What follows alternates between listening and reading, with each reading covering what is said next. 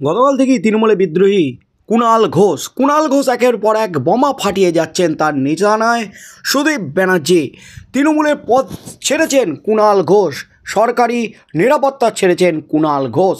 তিনি মুখপাত্রের পদ ছাড়াও তৃণমূলের যে পদগুলিতে ছিলেন সমস্ত পদ ছেড়ে দিয়েছেন কুণাল ঘোষ। একের পর এক বিস্ফোরণ ঘটাচ্ছেন কুণাল ঘোষ। আজও কিন্তু বিস্ফোরক দাবি করেছেন এবং সুদীপ ব্যানার্জির গ্রেপ্তারির দাবি করেছেন কুণাল ঘোষ। তার মধ্যেই কিন্তু এবার বিস্ফোরক ফিরহাদ হাকিম। কুণাল ঘোষের পর বিস্ফোরক ফিরহাদ হাকিম। তিনি যা বললেন তাতেই কিন্তু নতুন করে শোরগোল পড়ে গেল রাজ্য রাজনীতিতে। আমি কিছু বললে আবারও বিস্ফোরণ হবে। মুখ খুলি বিস্ফোরক ফিরহাদ হাকিম। কুণাল ঘোষ এবং সুদীপ বন্দ্যোপাধ্যায়ের দ্বৈরথ প্রসঙ্গে মুখ খুলতে চাইলেন না রাজ্যের মন্ত্রী ফিরহাদ হাকিম। জানালেন এ বিষয়ে তিনি কিছু বললে বিস্ফোরণ হতে পারে, তাই তিনি কিছু বলতে চান না। শনিবার দুপুরে কলকাতা পুরসভার টক টু মেয়র কর্মসূচিতে ছিলেন ফিরহাদ। ওই কর্মসূচির শেষে কুণাল সুদীপ বিতর্ক নিয়ে প্রশ্ন করা হয় তাকে। সংবাদ মাধ্যমের প্রশ্নের জবাবে ফিরহাদ বলেন, এ বিষয়ে আমি কিছু বলবো না, আমি বললে আবারও বিস্ফোরণ হবে। কুণাল কি বলেছেন আমি কিছুই শুনিনি, যদি কিছু শুনি তখনই বলতে পারবো। বস্তুত সুদীপের বিরুদ্ধে শুক্রবার দুপুর থেকে একের পর এক বিক্ষুব্ধ মন্তব্য করেছেন কুণাল। শনিবার সকালেও এক্স হ্যান্ডেলে পোস্ট করে তিনি উত্তর কলকাতার সাংসদের সঙ্গে কয়লা দুর্নীতির যোগ থাকার সম্ভাবনা জানিয়েছেন। অভিযোগ প্রমাণিত হলে সুদীপকে গ্রেপ্তারির দাবিও করেছেন কুণাল। তৃণমূলের অন্দরে এই ডামাডোল ক্রমে ঝড়ের আকার নিয়েছে লোকসভা নির্বাচনের আগে, যা দলকে কিছুটা অস্বস্তিতেও রেখেছে। কুণালের কটাক্ষ এবং অভিযোগ প্রসঙ্গে এখনও প্রকাশ্যে মুখ খোলেননি সুদীপ। তার সঙ্গে যোগাযোগের চেষ্টা করা হয়েছিল, কিন্তু ফোন বা মেসেজ যোগাযোগ সম্ভব হয়নি। তৃণমূল সূত্রে খবর, প্রকাশ্যে মুখ না খুললেও কুণালের আক্রমণ প্রসঙ্গে এবং ঘটনা প্রবাহ সম্পর্কে দলনেত্রীকে অবগত করেছেন সুদীপ। বিতর্কের সূত্রপাত বৃহস্পতিবার রাতে। ওই দিন কুণাল এক্সে একটি পোস্ট করেছিলেন, তাতে লিখেছিলেন, নেতা অযোগ্য, গ্রুপবাজ, স্বার্থপর, সারা বছর ছেঁচড়ামি করবে আর ভোটের মুখে দিদি অভিষেক তৃণমূল দলের প্রতি কর্মীদের আবেগের উপর ভর করে জিতে যাবে, ব্যক্তিগত স্বার্থ সিদ্ধি করবে। এটা বারবার হতে পারে না। কার বিরুদ্ধে কুণালের এই তোপ তা প্রথমে বোঝা যায়নি। পরের দিন সকালেই দেখা যায় কুণাল তার এক্সে বায়ো থেকে তৃণমূলের রাজ্য সাধারণ সম্পাদক এবং মুখপাত্রের পরিচয় মুছে দিয়েছেন। এরপরই জল্পনা জোরালো হয়। বিকেলে এ বিষয়ে মুখ খোলেন কুণাল, জানান তিনি দলের পদ থেকে সরে গিয়েছেন, তবে দলের সৈনিক হিসাবে থাকতে চান। এরপরই আরও একটি পোস্ট কুণালের। শুক্রবার বিকেলের পর ওই পোস্টে তিনি নাম না করে সুদীপকে আক্রমণ করেন। মোদির আরামবাগের সভার উল্লেখ করে কুণাল লেখেন, মোদি বাংলার মাটিতে একরাশ কুৎসা করে গেলেন, যুক্তিতে তাকে ধুয়ে দেওয়া যায়, কিন্তু ঘটনা হলো তাঁর কড়া সমালোচনার মূল দায়িত্ব যাদের, দুটি আলাদা বিরোধী দলের লোকসভার দলনেতারা তো প্রধানমন্ত্রীরই লোক, এদের সঙ্গে বিজেপির যোগাযোগ। এই দুজনকে দুভাবে ব্যবহার করেন মোদি। একজনকে রোজভ্যালি থেকে বাঁচিয়ে গলায় বকলস পরিয়ে রেখেছেন লোকসভার তৃণমূলের দলনেতা সুদীপ। তাঁর সঙ্গে বিজেপির বোঝাপড়া বোঝাতে গিয়ে যে রোজভ্যালি প্রসঙ্গ টানা হয়েছে তা বুঝতে অসুবিধা হয় না। এই রোজভ্যালি মামলাতেই সিবিআইয়ের হাতে গ্রেপ্তার হয়ে বেশ কয়েক মাস ভুবনেশ্বর জেলে কাটাতে হয়েছিল সুদীপকে। কুণাল ঘনিষ্ঠদের বক্তব্য, বিজেপির সঙ্গে বোঝাপড়ার কারণে সেই মামলা নিয়ে সুদীপকে আর ঝক্কি পোহাতে হয় না।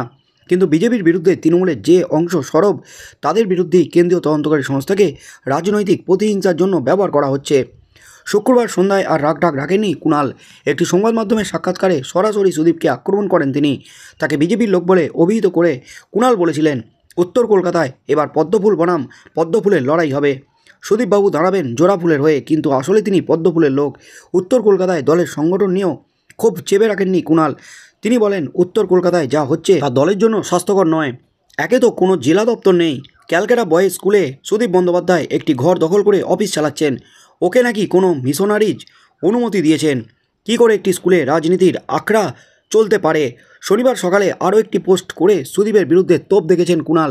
লিখেছেন, সুদীপ বন্দ্যোপাধ্যায়ের ব্যাঙ্ক অ্যাকাউন্ট এবং তার হয়ে ভুবনেশ্বরের অ্যাপোলো হাসপাতালে বিল মেটানোর নথি খতিয়ে দেখা প্রয়োজন। তিনি যখন বন্দী ছিলেন তাকে বড় অঙ্কের টাকা দেওয়া হয়েছিল, নাকি তার হয়ে হাসপাতালের বিল কেউ মিটিয়ে দিয়েছিলেন, তদন্ত করে দেখতে হবে। যদি প্রমাণ পাওয়া যায় কয়লা দুর্নীতির টাকায় এই সমস্ত করেছেন সুদীপ, তাহলে তাকে গ্রেপ্তার করে জেরা করতে হবে ইডি সিবিআইকে। আর যদি ইডি সিবিআই ব্যবস্থা না নেয়, তাহলে সুদীপ ব্যানার্জির বিরুদ্ধে আদালতের দ্বারস্থ হব। এমনই কিন্তু বিস্ফোরণ ঘটিয়েছেন কুণাল ঘোষ। আর কুণাল ঘোষের এই বিস্ফোরণ নিয়ে কিন্তু মুখ খুললেন ফিরহাদ হাকিম। তিনি কিন্তু আবারও নতুন করে জল্পনা উস্কে দিলেন, আমি কিছু বললে আবারও বিস্ফোরণ হবে।